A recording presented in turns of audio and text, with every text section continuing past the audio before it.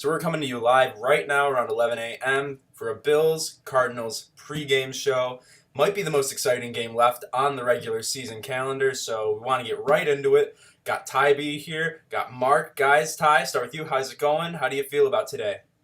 It's going great. I'm feeling pretty good. I like where the Bills' offense is. Obviously, we got to worry about the COVID in our community and with the Bills today, which really sucks.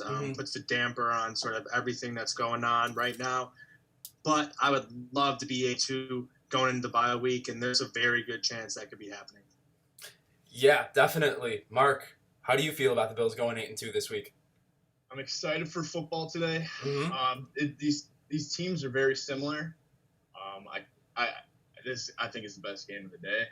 I'm just so excited for this to get started, and I think I'm even more excited that I get to look at Ty's mustache for this whole session here. So It is going to be the most exciting game of the day. Well, this is probably the most exciting game, Ty's mustache grooming, to be completely honest. How much I could get it curled throughout the episode? Can I get it fully curled? I think you can get a 270-degree turn at the tip of the mustache. Yeah. Mm-hmm. Let's keep going. Let's keep going. You guys keep talking. He's so sophisticated. Okay. Yeah, no. Yeah. We can just do a two-man show. So, yeah, best game of the year probably. Best game of the day. I'm excited as living on Long Island. I can actually watch it in real time today. Mm-hmm. I don't have to use my friend's NFL Sunday ticket, so this is good. Some not so good news. Maybe just jump right into what we found out yesterday. We did find out Josh Norman got diagnosed with COVID, so first and foremost, wish him a speedy recovery and hope he doesn't show any symptoms and that it doesn't have any lasting effects. That's most important here. But also from today's game standpoint, as a result, he's obviously not going to play, and three other players did not make the travel to Arizona. It's Tyler Kroft, Levi Wallace, and Dean Marlowe, so you might notice we're now missing three members of the secondary that we expected to see fully healthy for the first time this year. As a result, and also defensive assistant coach Leonard Johnson will not be traveling to Arizona. So, take that as you will. That may not have a big impact on the game. I trust our coaching staff to get it done. But maybe, Ty, start with you. Do we trust Dane Jackson, Daryl Worley, Josh Thomas, these practice squad guys that we've called up? Do we trust them to step in and, perform when they're called upon? I know I trust Dane Jackson. Personally. I mean, we've seen Dane Jackson actually perform very well when called upon so far this season. Mm-hmm. I like what I've seen out of him when he's been out there on the field. I think he can be a fine CB2 for you in this game. Obviously going to be a much tougher matchup, and you don't have that added luxury of having Dean Marlowe, where you could bring him in at the safety position and move one of the other guys around to blanket some more coverage over the top for you. It's going to really throw a bit of a monkey wrench into that game plan for Leslie Frazier, but I think if that defensive line, I think that's going to be more of the key. Can they put that secondary in situations where they're not in coverage for 5 to 8 seconds, giving Kyler time to move around, move the pocket, and let those guys scramble, move around, and get open. If you can cut down on those plays, I think that's where your recipe is going to be if you're Leslie Frazier. So your defensive ends, maybe they're not always getting all that pressure there, but as long as they're containing, keeping Kyler into that pocket, you do some stunts on the inside, maybe bring an extra linebacker or have him spying, and you can do some things that can help that secondary. Yeah, Mark, how do you feel about, just the idea of not having Norman and Levi out there? I'm not too worried. It's definitely a blow. But Dane Jackson, like Ty said, in the games he's played, he's performed very well. He's made plays all over the field.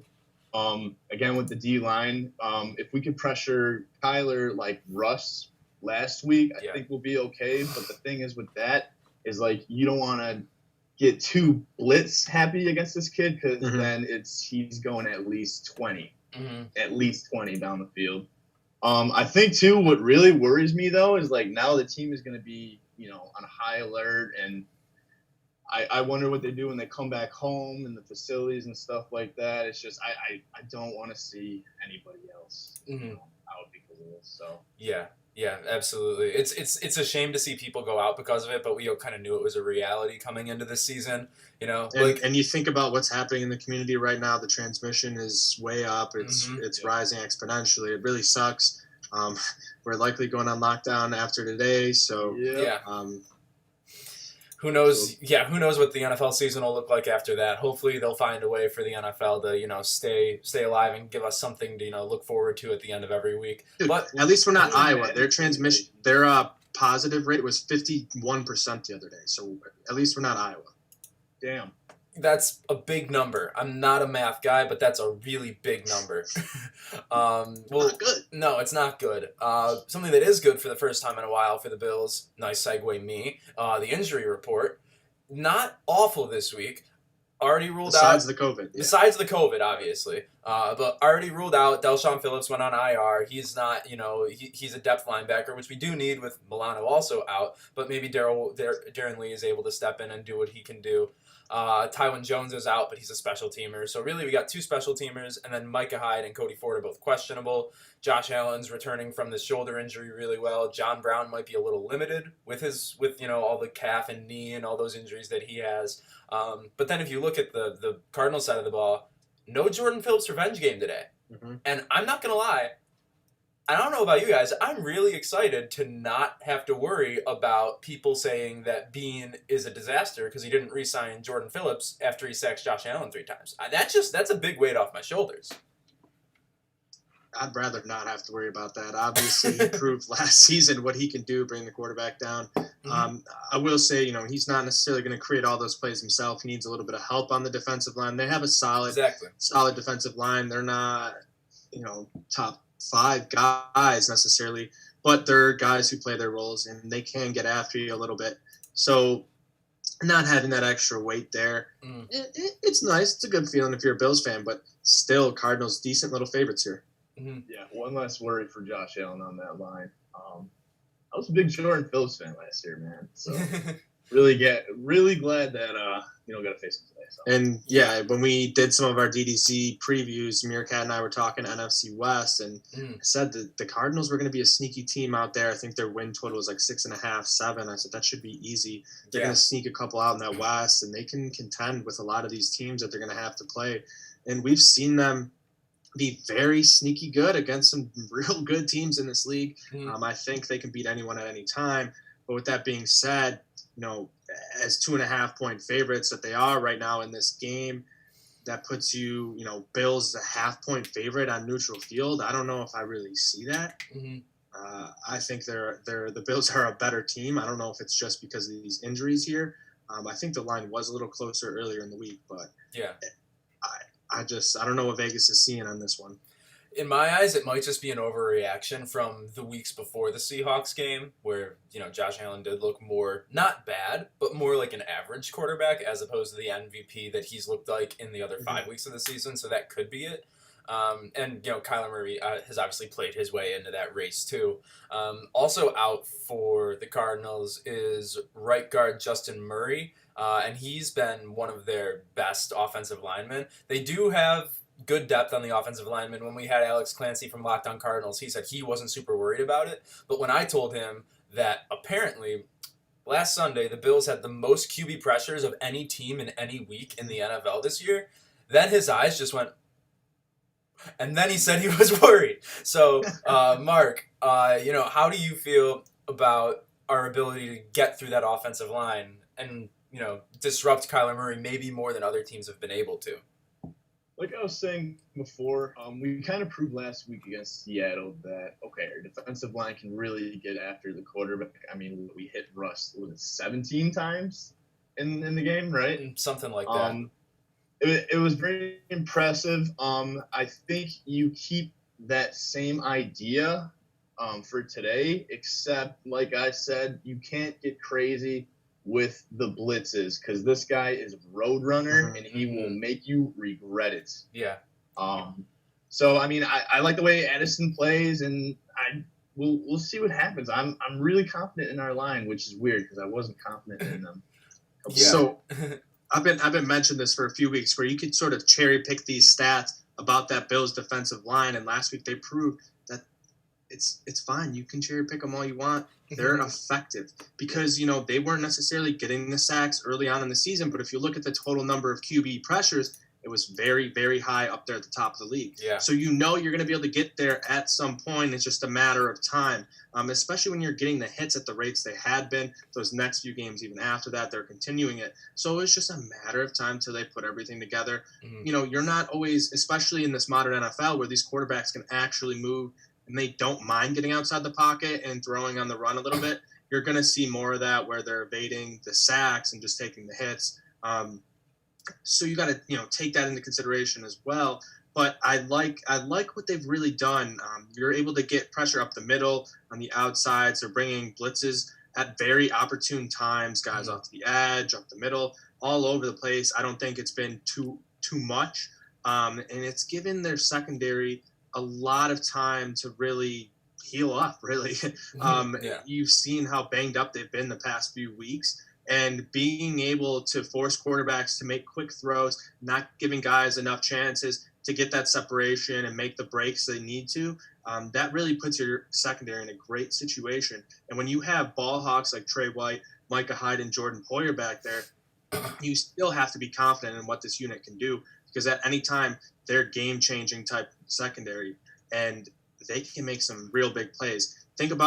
Let's think about back to the last time the Bills played the Cardinals. I know it's 4 years ago. Yeah. 2016. John Brown was on the other side of the game. Big playmakers, 33-18, absolute dominating wins. Stephon Gilmore, 2 interceptions in that game. They made that Cardinals offense, who a lot of people were high on at that point in the season, look absolutely illiterate in the game of football.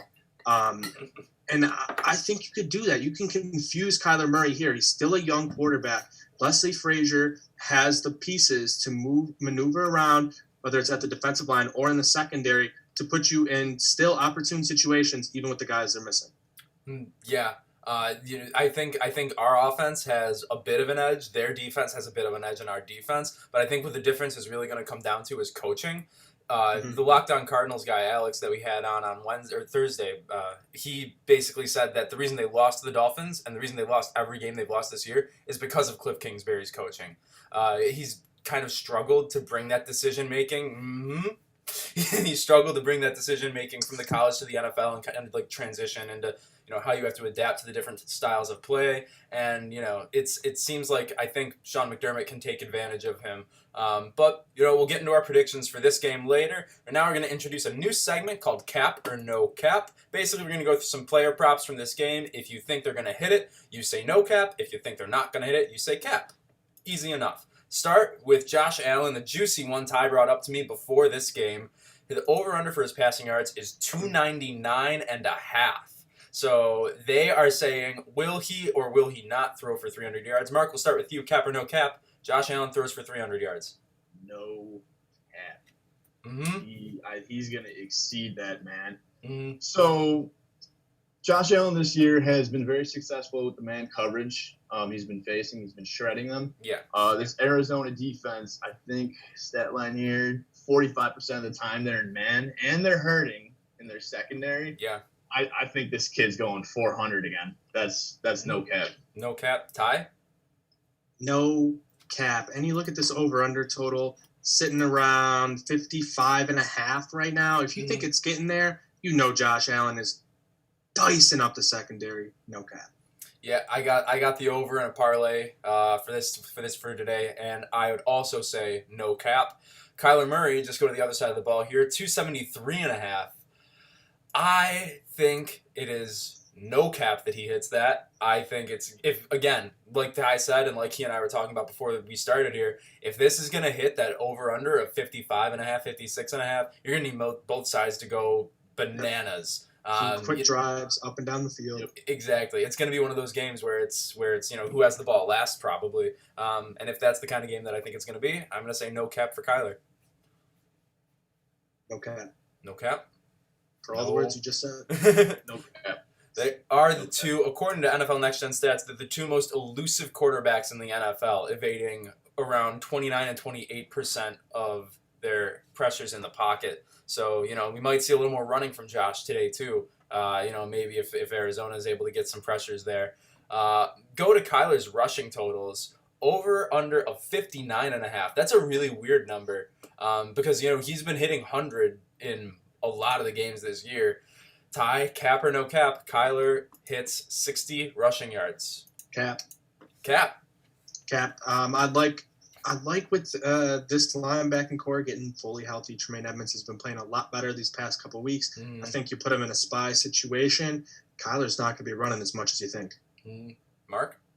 Yeah, I'm going to say cap on that one. I think Leslie's going to have this dialed up where they're going to make Kyler mostly, try to beat us with his arm, keep him contained in that pocket. Yeah, I tend to agree. If you look at how McDermott's done against running quarterbacks, over his past couple years in Buffalo, we held Lamar Jackson to his worst year in his MVP year last year, or his worst game in his year last year. If you want to count Dak as a mobile quarterback, he's not a run-first quarterback, but, on Thanksgiving last year, we all know what we made him look like. And last week against Russ, we made him look average, and he can really do some damage with his legs, too. So I would also say cap on that. This is also a matchup. This is just a great game for so many reasons. Between the top two receivers in the NFL, between Stephon Diggs and DeAndre Hopkins. We'll start with DeAndre Hopkins. Over-under for receiving yards, 76.5. So cap or no cap, he is going to hit Trey White for more than 76.5 receiving yards. Ty. Capping. Straight capping. Mm-hmm. He's going to catch for 69 yards. 69. 5 catches, 69 yards. Very nice. Maybe a touchdown in there because he's D-Hop, but... Nuke him. It's tough. Yeah. Mark? Yeah, we'll go with cap. I think Trey White really earned some more respect because I think last year, in the playoffs, DeAndre was being a little disrespectful towards him, right? Mm-hmm. He's being disrespectful this week. Yeah, nobody. He posted 2020 mood, and it was the picture of him catching a touchdown over Trey White. Exactly. Now you just added fuel to the fire. And he said he hasn't eurned my respect. He's a good ignorance is bliss. Mm-mm. Yeah. I mean, I'm going to say no cap. I think he will top that yardage. I think he will get to around 80 or so. I'm sorry to say it. In my opinion, he's been the best receiver since he came into the NFL. Like, always. I think he's always been up there with Michael Thomas and Julio Jones. Even for the best cornerbacks, that's going to be a tough day at the office. And I feel like, Cliff is a smart offensive guy. I think he's going to do some things to get D-Hop away from Trey, whether it's, some slant routes that act as picks or, whatever. I think we could see D-Hop do some damage. And if he doesn't, we obviously got to worry about, Christian Kirk and Larry Fitzgerald too. So regardless, I'm not super comfortable about that. But we'll go over to Stephon Diggs. Actually has a higher total than DeAndre, only by 1 yard. So over under 77.5, cap or no cap, Stephon Diggs hits that. Mark, we'll start with you. No cap. Mm-hmm. This is Allen's favorite target. He's probably been averaging I don't know, 10 or more targets per game. I just don't see him not getting over that amount. Mm-hmm. Ty? No cap. I might sneeze in the middle of this. It's attacking me right now in my nostrils, but I think for the same reasons Josh Allen goes over. The secondary's a little. It went away. It's a little banged up. You're not going to get Patrick Peterson matched up on Diggs the entire game. I think he's going to be able to get open. So I like him going over no cap. Yeah, I'm going no cap too. If the Bills are going to win, it's going to be through the air. I would think John Brown at 50.5, Cole Beasley at 50.5, and Stephon Diggs could all hit the over today. And it's not uncommon that we see them all. That's only 170 yards. Yeah, it's not that much. And especially, I'm not going to say Tyler Croft's going to demand a lot, but, take him out of the equation. That's one less mouth to feed, I guess. That's 2 targets that go to somebody else. So, I think it's easy for all of them to hit it. We'll go around the NFL now. It's a weird week of games, I think. It's nothing like spectacular, but there's some head scratchers in there. We'll start with Tampa Bay and Carolina. Tampa Bay had an 8-hour flight delay yesterday. They didn't get on a plane until 11 at night. Or no, they didn't land until 11:45 last night in Carolina. So definitely a little bit of a delay. Not so much jet lag because they're in the same time zone. I like Carolina to cover. I think I like them to win too. I think I'm going to take the Panthers to take down the Bucs this week. I think Teddy B gets it done this week. I think I'm with you. On DDC earlier, I was like, I'm going to stay away from that because Teddy B is like 24-5 against the spread as an underdog, which is just absolutely unheard of. You have to back that guy against the spread, and at plus 220, that's probably worth a little bit of dabble right now. Mark? Yeah, I'm going Carolina on this one. I'm actually shocked because I thought I was going to be the only one picking them. That offense is groovy, man. Joe Brady, old college coordinator for Burrow, he's getting it done, man. He's getting it done. I like Carolina in this one.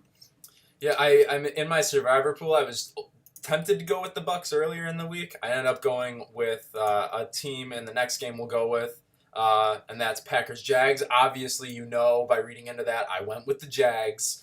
No. But I do like them to cover. Green Bay's obviously going to win, though. It's a big spread, muddy game.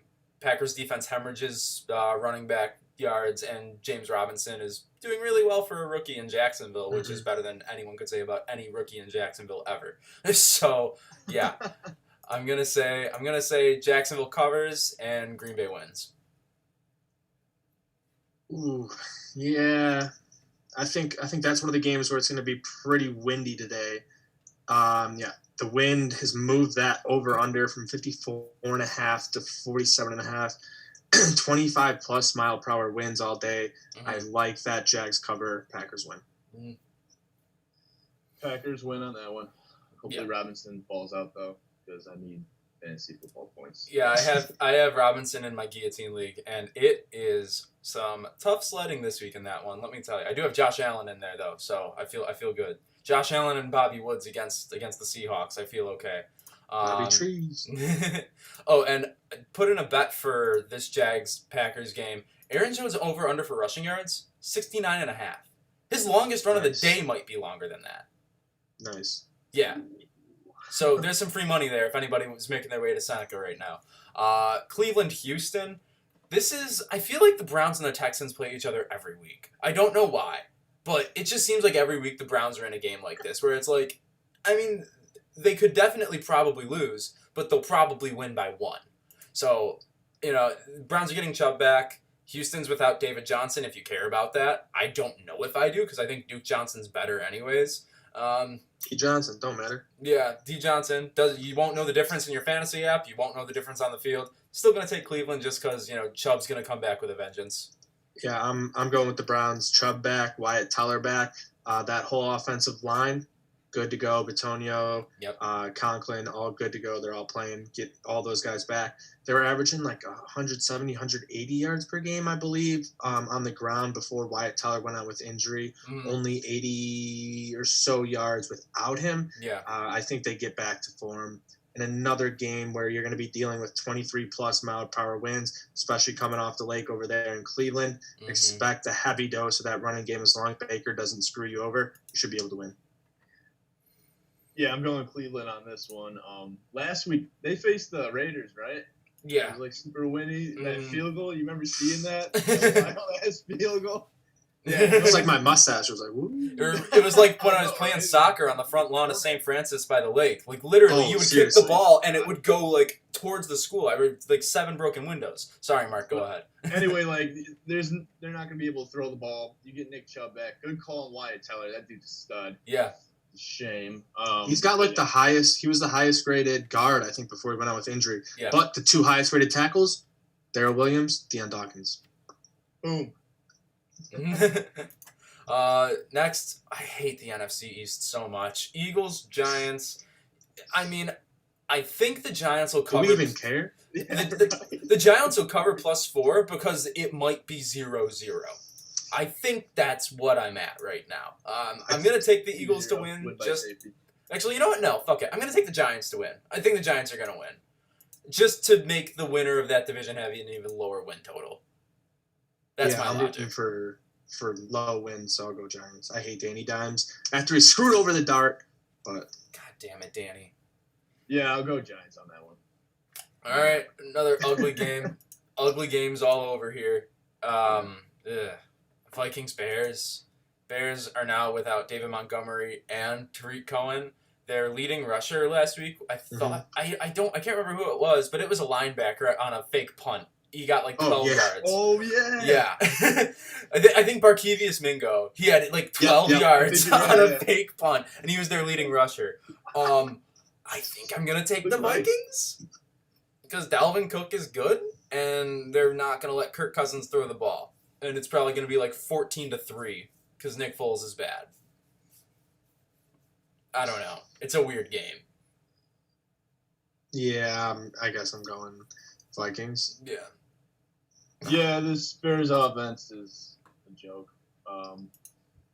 Dalvin continues to cook. Does. Wow. There you go. It's You're crazy. so the Bears clever. were like Wow. what, like 5-3 or They were 5-1. Whatever. Yeah. 5-1, and Yeah. now they're underdogs against the Vikings, who started Yeah. out absolutely trash. Vikings wouldn't be a bad survivor pick if you're in one like me who are like you get strikes. Like, I almost thought about doing the Vikings, but they just have a better matchup later in the year. Playing chess, not checkers. Gonna go to Seattle and LA. I think LA's gonna win this one. I do. I actually think they'll cover the 2.5 favorite spread that they have. Seattle didn't. I feel like, without Chris Carson, without Carlos Hyde, DJ Dallas is still their starting running back. Russ is going to have to cook a lot. And I think, myself included, and this is what we talked about with the Lockdown Cardinals on Thursday, a lot of people forgetting about the Rams in the NFC West. Like, they could actually seriously win that division. I think the Rams are going to beat Seattle today. Russ is going to be dicing up the Rams. I think it's going to be a high-scoring game, but they're going to be able to win. They're just going to do a little bit more than the Rams do. Jared Goff, maybe a few timely turnovers like he had a few weeks ago against the Dolphins. He's got to take care of the ball a little bit better than he has. I like the Seahawks in a close one. This is probably the toughest one for me to pick. Yeah.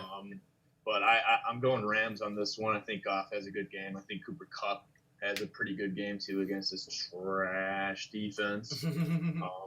Going Rams on this one.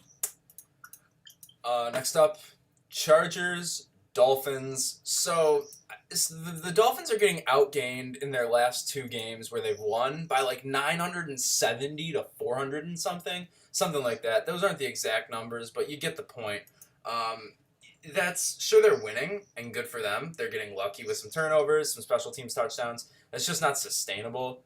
And the Chargers, they've lost too many close games. Justin Herbert has been doing his best Phillip Rivers impression. He watched the tape too much, got too excited to go there.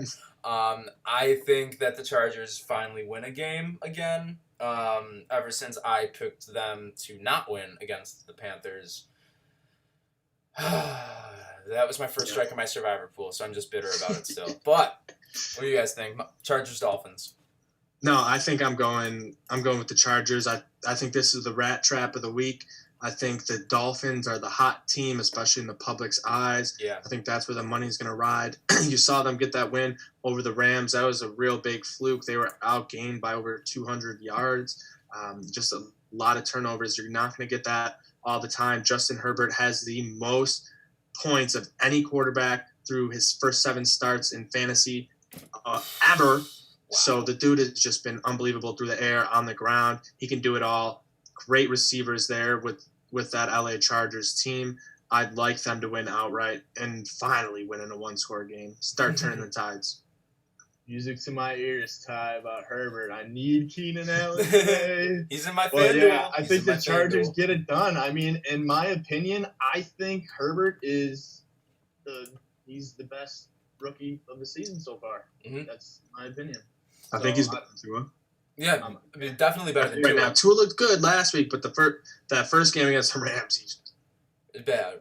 If we're going throughout like the whole season, I'm so far I got Herbert. Mm-hmm. Yeah, and Burrow's close behind. Don't get me wrong. Oh, but, absolutely. He'd be number 2, but yeah, Herbert got this one. Herbie the Love Bug's nice. I'm not gonna lie. Oh no. We got the Washington football team at Detroit. This is another just stupid, ugly game. It just feels like the Texans Browns, but like the Great Value brand. I'm gonna take the football team, the Washington football team. Lions don't have Galladay. Hawkinson's banged up. They have no running game. And I'm of the belief, like I've said my entire life, that Matthew Stafford is just Ryan Fitzpatrick who got lucky having Megatron to start out his career. I really think so. I don't think he's good. I don't get it. I'm sorry. People say they would trade Josh Allen for Matt Stafford. That's the dumbest thing I've heard in my entire life. I'm done with it. Football team wins, and Matt Stafford gets put in a coffin. Wow. Never heard anyone say that. But I don't know who would make that trade. Whatever. Yeah. I think the Lions still just might win. I just don't care about this game at all. Yeah. I think Washington football team. I like Alex Smith's story right now, so we'll go with him. Between Alex Smith and Ron Rivera, they definitely have a few things to play for there and just get some emotional wins down the stretch. I do like that. I forgot about that, actually. We got the Moxie Bowl between Drew Lock and Derek Carr. I don't know what to think about this game. This feels like a game where the Raiders are going to be up 2 touchdowns, and then the Broncos are going to come back just in the third quarter, and then the Raiders will win on like an 8-minute drive, all Josh Jacobs runs to end it off. So I'm going to take the Raiders, but realistically this could go anyway, and I don't like the spread in this one. I got to lean Raiders. They got a little bit more to play for here. They're going to be jostling for that playoff spot. You don't want to be that team that's in the 8th spot hoping other teams are getting games canceled because of the COVID, so you can squeeze your way in there. You're going to want to keep putting those wins on the board so you don't got to worry about it. Cleveland's got a good chance to get one on their total as well. And then if the Dolphins win too, you got to keep up with everyone. So I like the Raiders. Yeah, Drew Lock is scary. I'm going with the Raiders on this one. Bengals, Pittsburgh. I saw a tweet earlier this week. The Bengals are without their top 4 cornerbacks. So in practice, John Ross actually played cornerback for them. And he got hurt. On the second play, and he's out multiple weeks. So so if that isn't the start, that sums up John Ross's entire career so far. I think, you can run on the Bengals. Now you can throw all over the Bengals if you couldn't already. Ben might have 2 knees that are about to shatter any week now, but that defense is still good enough to get it done. Burrow might put up a fight, though. Ty, what's happening in the Masters over there? I think that was Tiger who just went in the water. Either that or he's about to shoot next. But someone just went in the water and it was just rolling and rolling and rolling and not rolling the right way. And that's the exact way the Bengals are going right now. They've been rolling along. They've been playing in some closer games. God. But with all those injuries on the defense, it's going to be tough to overcome for Joe Burrow and the boys from Cincinnati. I don't think they're going to be able to get it done. They're going to be trying to run like that Skyline chili through their bodies after the game, but it won't work. They're not going to be able to get it done in windy Pittsburgh today. The Steelers pull it off. Is Big Ben playing today? He is. He is. He hurt both his knees last week, and he's going to play. Well, he was off all week. Yeah, because he was on the COVID list. Yeah. Right. Because he was near Vance McDonald. Yeah. This is that game of the weekend that I pick where it's like I'm getting ballsy. I'm going with Cincinnati winning over Pittsburgh, man. I'm doing it, and it feels good. I will say. I know, call me crazy. I started writing an article this week, and I didn't end up putting it out just because I didn't think it was that good, to be honest. But I think the Steelers might be fraudulent, and I think that they are so fraudulent that it could lead to the Bills beating them and being in contention for the number 1 pick. Or not a number 1 pick, number 1 seed in the AFC. God, I misspoke there. That was bad. But I don't. Give me bad flashbacks. The only thing between the Bills and the number 1 seed to me right now is KC and themselves. I don't think Pittsburgh's that great. Their offense is actually extremely inefficient. They are bottom 10 in the NFL in yards, and that's not just because they're getting short yardage situations. They also lead the league. They're like 5th in punt percentage. So, sorry, Dad. I think your Steelers might be frauds. Hope you're not listening. We'll go Saints 49ers. Yeah, I'm coming at Harold Watkins today. Saints 49ers. Saints favored by 10. I think they could win by 30. I'm going to take the Saints. The Saints. I don't know. The 49ers getting so banged up this year. It sucks for them. Like it's a real hangover, but it happens to some of these teams, and you got to deal with it. Mm-hmm. Who dat nation? Yep. Who dat? Saints all day. Ravens Patriots. This is a weird one, a really weird one. I think that the Ravens are going to win. I think it's going to be really, really close. have New England covering the 7-point spread. I think that spread's really generous to the Ravens. I think, I don't know. I don't think the Ravens should be 7-point favorites in this one. The Patriots are god awful. Cam Newton can't do a thing, and they're gonna play a good defense. Yeah, no chance. The Ravens are gonna run it down their throats all day long, and Hollywood Brown is gonna give Billy B 2 tutties to hold on to watch with on Ernie his 2 Adams, targets, so he won't forget it for the rest of their lives. I can't wait to watch. As we speak, Teddy Bruschi just picked the Ravens over the Patriots. Oh shit! Now I know. That's Okay, gotta the tell Ravens you are gonna something. win. Yeah, very good. I think Lamar Jackson though has a big game running. Mm-hmm. See what happens with that. Coming from the guy who just traded him away in fantasy. I'm going the distance. It's a marathon, not a sprint. You are right. Obviously, the reason we're all here. Bills Cardinals. Go score predictions. The over/under right now is set at 56. Ty, I guess maybe let you kick this off with the honors of give us your prediction.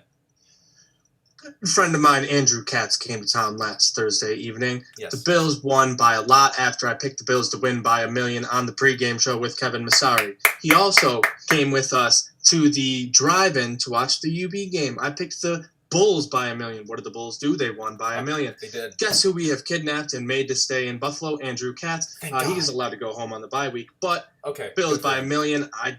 I think this team can really run it up against them. If you're able to get that defensive output you got last week against the Seahawks, that's going to cause way more trouble for a quarterback who's built the same exact way as Russell Wilson, but not as good passing. And you're going to force him to try to do things with his legs. And if you bang him up a few times, I don't think he's going to go to it as much. And I don't think he's got enough with that arm to beat the Bills team. You've seen what Josh Allen's been able to do consistently this season, beating man coverage, beating zone coverage. He's figured out how to do both, and he'll be able to do it today. Bills by $1 million. Buffalo 38. So I'm going to go Cardinals 20. Wow, that is $1 million. So if they're winning by $1 million, you have them hitting the over on 56 because $1 million is more than 56. Yeah, okay, cool. Calculator worked out. Mark, what's your score prediction? I think I'm gonna go 37-30. Bills favor. Like I said, I think Allen, if he's the Josh Allen we all want to see today, no turnovers, shred this man coverage, get the ball to John Brown and Diggs. They're gonna beat their ass. Yeah, I have the Bills winning 34-30. That game against Seattle, people say don't read into it because the defense is that bad over there. It's the first time they gave up 40 points this year to the Bills. Like, I'm going to read into that. I'm going to say the offense took a step forward there. Also, we held them to 34 points. I know that's saying we held them to 30-plus points, but against Russell Wilson, 2 of those touchdowns were after they were down 21 in the fourth quarter, and the game was pretty much already in hand. If you take away that, we held them to 20 points by 9 minutes left in the fourth quarter. That would have been their lowest total of the year. So I'm going to go Bills 34-30. I think Tyler Bass redeems himself in the eyes of a lot of Bills fans. He's been solid the past couple of weeks. His only miss was on that 50-some yarder that's just tough to do sometimes. I think the Bills win a good one. And he had the leg for that one, too. He just missed it. It was just a little wide, And, I picked the Cardinals to be the winner in the NFC West at the beginning of the year. I really thought they had a shot. This is a team I want to see in the playoffs just because they're a fun team to watch. And that's what this game is going to be. This is going to be a fun game. But their path to the playoffs is going to be a lot harder after they lose to the Bills today because they're going to be 5-4. So, RIP in peace. But that's it for today. That's the pregame show. Get to Picasso'sPizza.net. Best pizza around. They've been serving up amazing cup and char pizza for 4 generations. The pizza in Buffalo. Picasso'sPizza.net. Give him the curl or no? There you go. There we go. All right. You know what? I'll send you some. I'll send you some mustache gel. We'll get a picture out there later. But for now, this has been the Bills pregame show on Trainwreck Sports. brought to you by, of course, our friends at Picasso's Pizza. Please support them and all of our local businesses in Buffalo right now. Potentially with another lockdown looming, now is really the time to be supporting these guys. And also... Local. Stop going to Applebee's. Stop going to chain restaurants. Stop it. I loved the Applebee's 2 for $20 before it became the 2 for $25, before it became the 2 for $28, before it became the 2 for $29, okay? But there's so much good food out there. And also, just quick shout out to Bill's Mafia. Everyone who donated to Oshai Children's Hospital, great job.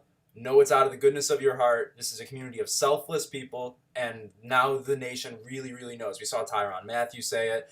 Features on CBS, Good Morning America, all that shit. Good job. And, you know, I think we got some good karma here, and if we give back to Josh Allen like that, that over 300 passing yards is going to hit. And then I'm going to stop there. 1 week at a time. Let's not get excited. If the Bills win the Super Bowl, we're gonna solve world hunger. End it. Yeah, Ryan Mura tweeted that if we're gonna cure cancer with it too. So, man, cancer and hunger will be gone if the Bills win the Super Bowl. Book it now. man, it's been a good week for Bills fans, and I think it's gonna continue. But only time will tell. We'll see you guys later. Please enjoy the game. Get some Picassos for myself, Ty, Mark, all of Trainwreck Sports.